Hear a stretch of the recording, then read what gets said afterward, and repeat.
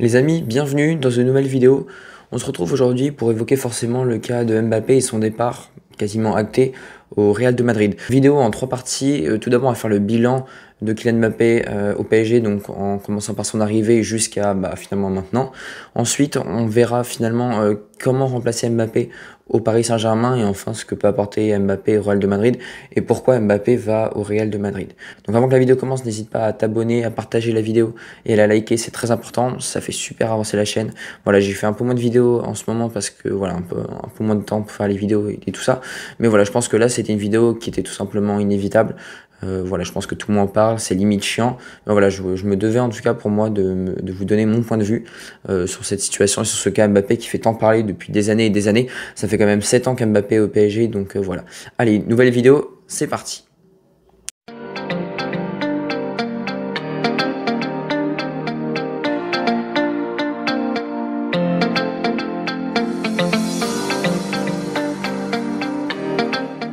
Donc Mbappé, vous n'êtes pas sans savoir qu'il rejoint le PSG à l'été 2017. À l'époque, il y avait encore Cavani notamment, Verratti et j'en passe. Donc il rejoint en prêt avec option d'achat. Donc voilà, on retient la date de l'été 2017 comme vraiment véritable transfert de Kylian Mbappé. 180 millions d'euros, 150 plus 30 de bonus. Meilleur buteur de l'histoire du PSG donc en 7 ans devant Edinson Cavani et ses 200 buts. Donc il est actuellement à l'heure où je m'enregistre à 243 buts donc après le match face à la Real Sociedad.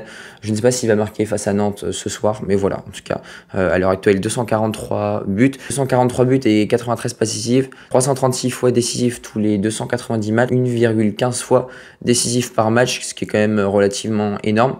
13e joueur le plus capé du PSG, 12 trophées remportés, 5 Ligue 1, 3 Coupes de France, une Coupe de la Ligue et 3 trophées des champions. Donc je trouve que c'est quand même relativement énorme, sachant qu'il est resté 7 ans au PSG. Et puis 5 fois meilleur buteur de la saison, je crois quasiment, limite à toutes les années où il a été au PSG.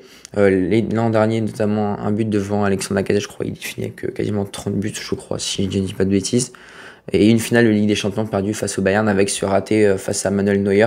Je pense qu'il lui hantera, je dirais pas peut-être toute sa vie, mais quand même une bonne partie de sa vie. Donc voilà.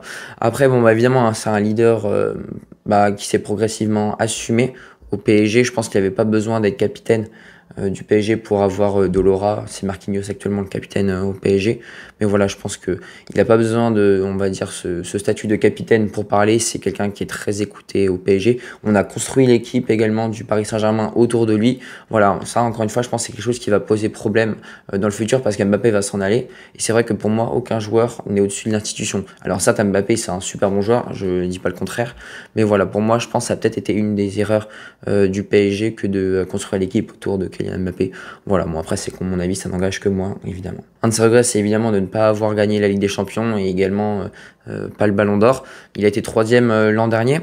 Donc en 2017 pour la Ligue des Champions, 8e de finale sorti face au Real. En 2018, 8e, pareil, sorti face à United. Le Bayern qui les stoppe en finale en 2019. En 2020, City en demi.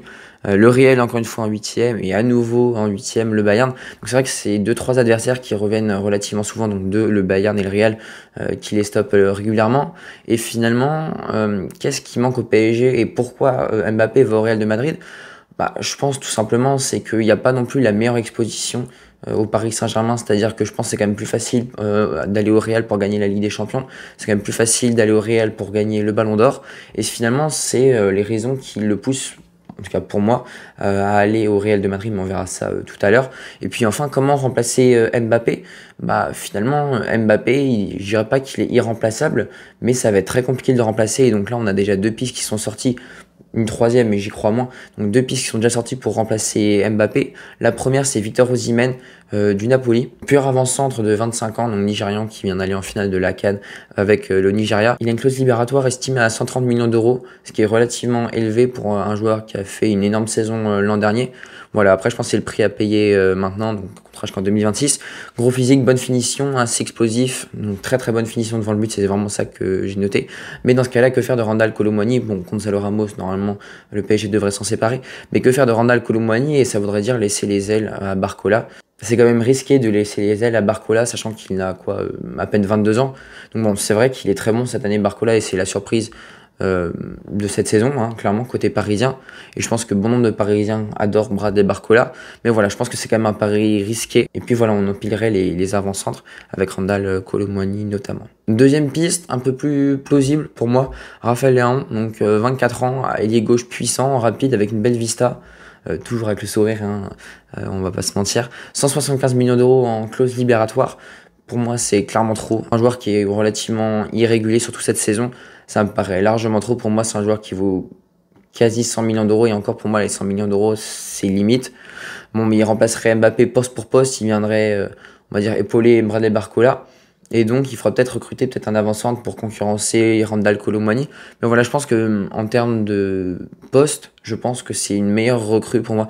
Trop cher encore une fois, mais c'est le profil de joueur qu'il faut aller chercher pour moi. Et puis la troisième recrue, c'est Mohamed Salah. Alors là, je comprends pas, c'est une piste qui a été évoquée par l'équipe, mais je vous avoue qu'un joueur qui a 32 ans, qui ne joue pas au poste d'Mbappé, c'est-à-dire avant-centre ou surtout ailier gauche, c'est un ailier droit, il a 32 ans bientôt, 31 du coup. Pourquoi le recruter? Il a été ciblé par l'Arabie Saoudite, pour moi, dans le plan du PSG qui est de miser sur des jeunes. Pour moi, c'est vraiment pas le joueur à aller chercher. C'est un excellent joueur, je dis pas le contraire. Enfin, le contrat en 2021, tu pourrais l'avoir pour, je pense, un prix aux alentours des 75 millions d'euros. Mais voilà, à ce poste, t'as déjà Dembélé, t'as déjà Asensio. Je vois pas pourquoi le PSG irait se focus sur de tels joueurs. Bon, après, voilà, c'est que mon avis. Moi, j'irais sur Raphaël Léon et j'essaierais de baisser sa clause libératoire. J'essaierais d'avoir aux alentours des 130 millions d'euros. Voilà, pour moi, c'est ce qu'il faut faire.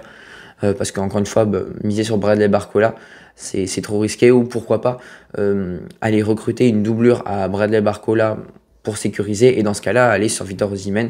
Mais voilà, ça reviendrait quasiment à prendre Raphaël Léon pour 175 millions d'euros. Et ça serait juste un joueur. Donc voilà, attention à ça. Choix de joueur que va recruter le PSG pour remplacer Mbappé, il va être vraiment crucial. Voilà, moi j'irais plutôt sur un ailier gauche. Après, voilà, chacun son avis. Moi, c'est mon avis.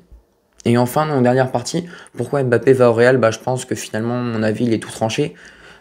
C'est un club, pour moi, qui est le plus grand de l'histoire. C'est un club qui va t'aider à gagner la Ligue des Champions, à gagner le Ballon d'Or. C'est un club qui n'a finalement pas besoin d'Mbappé pour se montrer très dangereux. On a vu quand Cristiano Ronaldo et Benzema ont quitté le Real de Madrid coup sur coup, on a vu qu'ils n'avaient pas forcément besoin de Benzema ou de Ronaldo pour gagner la Ligue des Champions. C'est une équipe qui sait tout le temps se réinventer. Carlo Ancelotti, là, il n'y a pas d'avant-centre. Ok, il passe en 4-4-2. Bellingham fait, entre guillemets, office d'avant-centre, comme j'ai dit dans ma vidéo d'analyse du Real de Madrid. Donc voilà, je pense que le Real n'a pas besoin d'Mbappé. C'est plutôt Mbappé qui a besoin du Real de Madrid.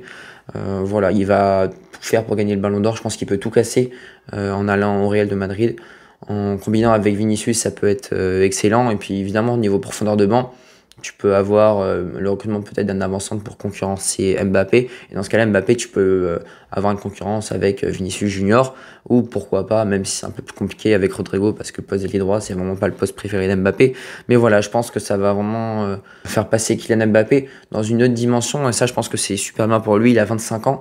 Ça a commencé vraiment à devenir plus que préoccupant. Le cas Mbappé, c'est vrai qu'à 25 ans, tu commences à être à un âge relativement avancé, donc il lui reste, on va dire, 5-6 ans au plus haut niveau, pourquoi pas 7, on va dire, mais voilà, c'est vrai que passer 32 ans, ça devient quand même plus compliqué dans l'absolu, hein, je dis pas, on a les cas Benzema et Mohamed Salah notamment, mais voilà, je pense que c'est le bon moment pour Kylian Mbappé d'aller au Real de Madrid. Après, annoncer sa volonté de quitter le PSG à ce moment-là, moi je suis pas fan personnellement, parce que je l'aurais annoncé après le match retour de la Real Sociedad. T'es encore en compétition ou tu ne l'es plus, mais voilà, au moins tu ne l'annonces pas entre deux matchs. Voilà, moi je trouve que c'est pas bon. Après voilà, je pense que ça va pouvoir permettre au Real de Madrid de jouer en 4-3-3. C'est quand même le schéma de jeu pour moi le plus adapté au Real Madrid. Donc voilà, je pense que ça va pouvoir permettre au Real d'être encore meilleur. Parce que c'est vrai que le 4-4 de Losange, c'est quand même un système qui est relativement stéréotypé. Voilà, c'est vrai que l'absence de numéro 9 se fait cruellement sentir du côté du Real. Donc c'est vrai que c'est fiable à court terme. À long terme, pour moi, c'est trop compliqué, d'où l'achat d'Mbappé. Et pour moi, il y avait peut-être un deal dès l'été 2023 disant que Mbappé allait rejoindre le Real Madrid l'été prochain. C'est vrai qu'à l'annoncer à ce moment-là, ça semble un peu ambigu, donc voilà. N'hésitez pas à me dire votre avis sur le cas Mbappé, sur le feuilleton Mbappé, ce que vous en pensez, si c'est bien, si c'est mal, voilà. Et puis on s'approche déjà de la fin de cette vidéo, donc si tu l'as aimé, n'hésite pas à mettre un petit pouce bleu, à partager et puis à t'abonner à la chaîne, ça fait toujours super plaisir. Allez, on se retrouve très prochainement pour de nouvelles aventures. Allez, salut.